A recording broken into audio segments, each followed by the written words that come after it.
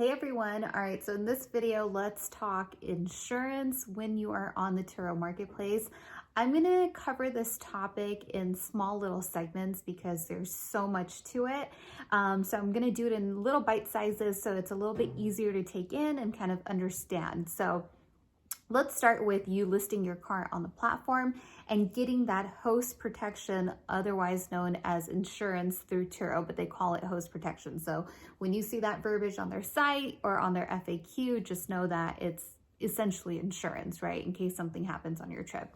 So there's sort of two categories of insurance, and it really differentiates the type of host that you are.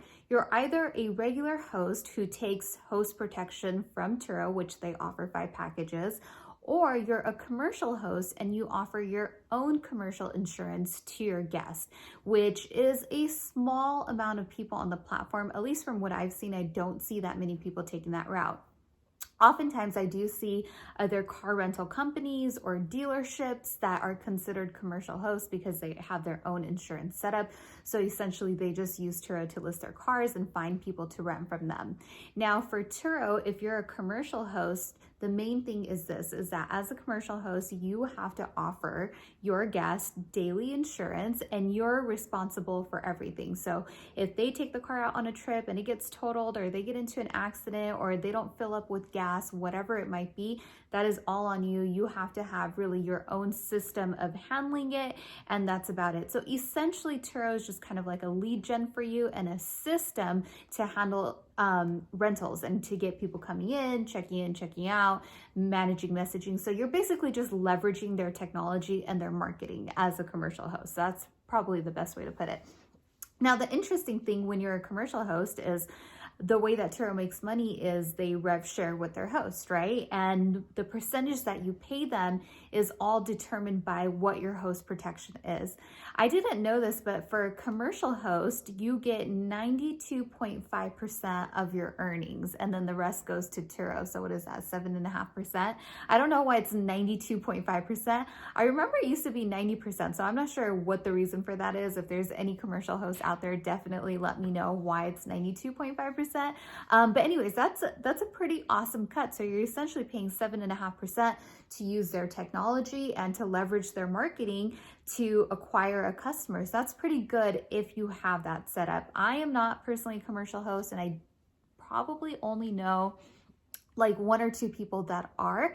And so I'm not too familiar with that system, primarily because commercial insurance is quite expensive and it can be difficult to make the numbers work out in your favor, but it can be done. So something you have to research. If you're curious about commercial car insurance companies, the ones that I've heard other hosts use over the years include GMI and Sonora. So those are the 2 that maybe you want to look up. That's kind of what I've come across. All right, then there is the rest of us, which is the mass majority of hosts that are on the platform. You're a regular host, you use one of Turo's host protection plans, otherwise known as insurance, and you list your cars, right? So Turo has 5 insurance packages, and they range, and the biggest difference between the 5 is the deductible that you have on it. There are some other differences, and I'm gonna put the link to both understanding their commercial hosting and knowing what the different host protections are in the description down below, so you can check it out and kind of read in detail. But just remember this, the main thing that you need to know about the 5 host protection plans, the main differentiating factor is what your deductible is. So I'll kind of run through it. I have it open right here just because I don't want to butcher it. So this is how Turo makes money off of you, right? If you have their top level, top tier protection, that is called the 60% plan. What that means is, as a host, you take 60% of your earnings and Turo gets 40%. And in exchange for you giving them that 40%, you have 0 deductible, full coverage. It covers things like wear and tear, which is not offered in the remaining 4 plans. So there's a lot of little detail to that, but obviously you're paying a big chunk of your money. So if your day rate is $100, you are giving Turo $40. Now on top of that, Turo does charge trip fees and insurance to the guest. You don't get any part of that. Remember, your host earnings only come from the day rate and any trip extras that you offer. It does not come off of anything else. So when you're figuring out your pricing, you have to think about that you only get a percentage of your day rate. That is where your money comes from. So selecting the right host protection plan is very important. So 5 plans, I just mentioned the 60-40 split. Then there is a 70-30, which is the one that I find to be most common because it has a pretty decent deductible on it. That's $250, and I'll explain deductibles in a second. Then there's the 75% plan where you give Turo 25%. That has a $750 deductible, so that is quite a big jump. Then there's the 80% plan where you give Turo 20%, and that deductible is $1,625. And then you have the 85% plan and you give Turo 15%, and that deductible is $2,500. So really a big difference between all the plans. Me personally, I'm on the 70% plan, and sometimes I will dynamically change which host protection plan I'm on.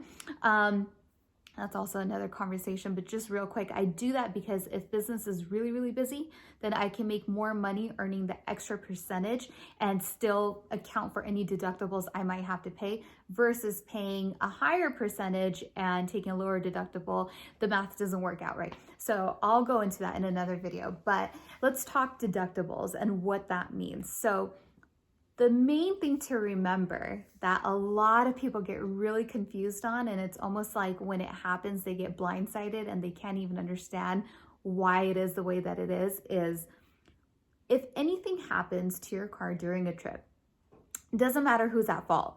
It could be somebody else, a third party rear-ended your guest, or your guest slammed into a wall. Like, it could be anything, right?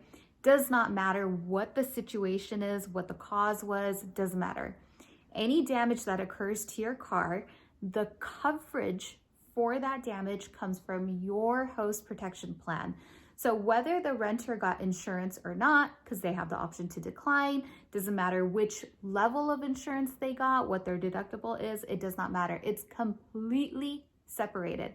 You must remember that because there's so many times where I have hosts who will have an issue, they go and file their claim with Turo, and they find out that they have this deductible that they have to pay, and they can't understand why when the renter was responsible for the accident. But that is how the system works, right? So you have to think about it also like in terms of car rental companies, right? If I'm Enterprise, I of course carry insurance on all of my cars. And if I'm a renter, I go to Enterprise and I say, hey, I want to book this car. You always have that option to decline coverage. But Enterprise still carries insurance on their car because what if you decline coverage, or what if they can't collect from you? They still need to maintain their cars and get them repaired, so they have to utilize their insurance to have that coverage on their cars. So it's the same exact concept with Turo. It's not anything out of the ordinary. It's just perceived oddly by people, right? And it's a little bit confusing to understand. So same thing with Turo, right? They have to make sure that there is a constant stream of coverage on the vehicles on their platform. And the only way to have a constant is by making sure that the host maintains protection on the car. A host does not have the choice of declining coverage unless you're a commercial host, in which case you have to provide that coverage, otherwise you can't list anyways, right? So that's how you need to look at it. So let's just say my renter gets into an accident and the cost of that repair is $1,000. So Turo does the estimate and they say, hey, Saimah, it's going to be $1,000 to repair this car. But you're on the 70% plan, which means you are responsible for a $250 deductible. So when Turo pays me out, they're only going to pay me $750 to put towards the repair of that car because I'm responsible for the remainder $250. So it's not that you're paying Turo that $250, it's just that you're responsible for that portion of it. And that is how the host protection works. So that goes across the board for all the plans. Now let's just say that the damage ended up being $200. But I have a $250 deductible and I filed that claim with Turo. So I'm not going to get any money from them because my deductible is higher than the cost of the repair. So those are the things that you kind of have to think about when you get into it, is which plan makes the most sense. You have to look at the type of car that you have. You have to look at what your day rate is, your projections in terms of earnings, and you have to see which plan makes the most sense, and then go according to that. And it can totally be dynamic. Like I said, like in my busy seasons, I will lower my insurance coverage because I make more money by earning the higher percentage that I can eat the cost on any repairs that have higher deductibles, right? I still come out on top in terms of my revenue. So that is something that you just kind of pick up over time, and you learn based on patterns, based on the car that you have. Some cars are just more prone to getting into accidents than others. I have no idea why. It's just really odd that way. And it's really hard to determine. That is definitely one piece of information that I wish Turo would share with their hosts. Like if they could disclose that data, which they definitely have, like, hey, these makes and models are less prone to getting into accidents and have a lower claims risk. That would be super cool, because I would definitely base some decisions off of that. I hate having claims. I absolutely hate it. It's a lose-lose situation for the host and for the platform, and really even for the guest, right? No one wants to deal with an accident. As a host, you don't want your car off the platform and, you know, having to deal with repairs. Ideally, you want the maximum revenue generating days that you could possibly get, and you want to keep your car in working order. So that would be really cool if there was some way that Turo could ever disclose that to their host. I would love to see that information. So yeah, just something that you guys want to think about. Again, I'm going to post the links to their protection down in the description below, so you can really thoroughly read through the details. But it is very straightforward and very self-explanatory. You'll have no issues really understanding how the coverage works. And again, the main thing to remember is the number one differentiating factor between the plans is your deductible. And then 2, no matter what happens on a trip, does literally not matter what it is, and I've seen everything, your coverage for the repair cost on your vehicle will come from your host protection plan, not your renters. Even if they got the premium insurance, where they got the maximum coverage, it doesn't matter. That's not where your coverage comes from. So you have to be prepared for whatever those deductibles are. So take that into consideration.